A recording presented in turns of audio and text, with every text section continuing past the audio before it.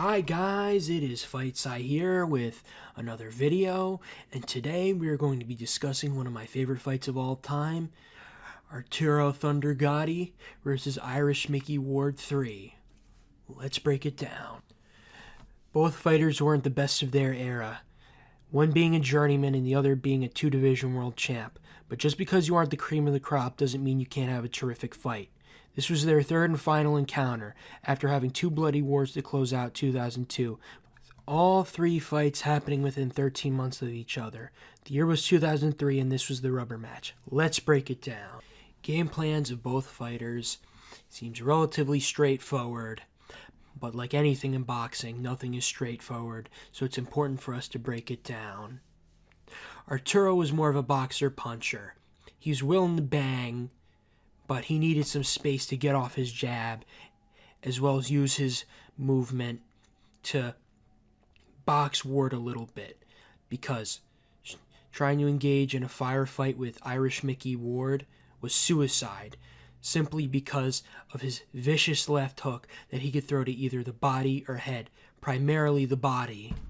Side note, Ward's style was very interesting because despite being an American-born fighter, he would usually fight like a Latino fighter, constantly using the high guard to protect his face, walking his opponents down, not having a great jab, and unleashing a vicious body assault on his opponents, as well as being great at cutting off the ring. As I just mentioned, Ward's game plan was very simple. He needed to cut the ring off, get Gatti in a corner, and light him up. Very much a brawler, swarmer, more of a swarmer, kind of beat him up style.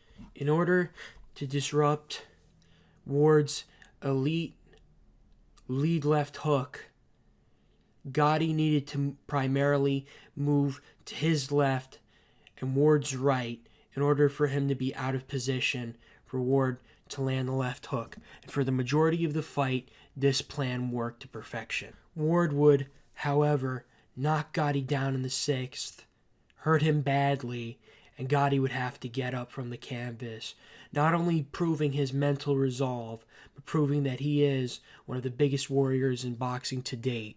Ward would also have moderate success in the fight, using head control with his left hand and landing a few vicious right uppercuts on the inside.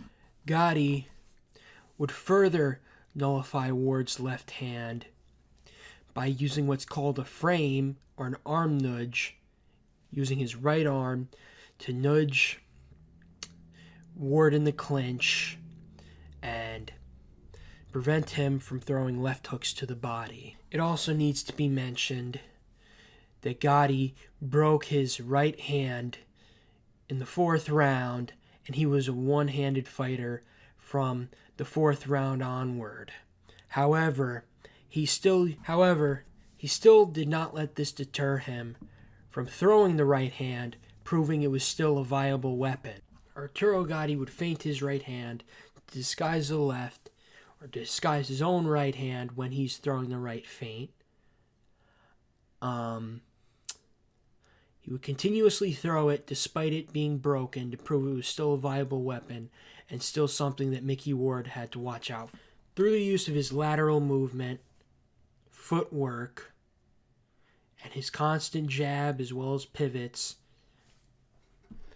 Arturo Gatti would cruise to a lopsided, unanimous decision. Arturo Gatti and Micky Ward were both warriors, some of the most entertaining fighters of their era. Despite Gatti losing to most of the top competition he faced, people still paid to see him, often regarded as one of the toughest fighters boxing has ever seen. Micky Ward was the same way. Rest in peace, Gatti. You will be missed. This is FightSci signing out.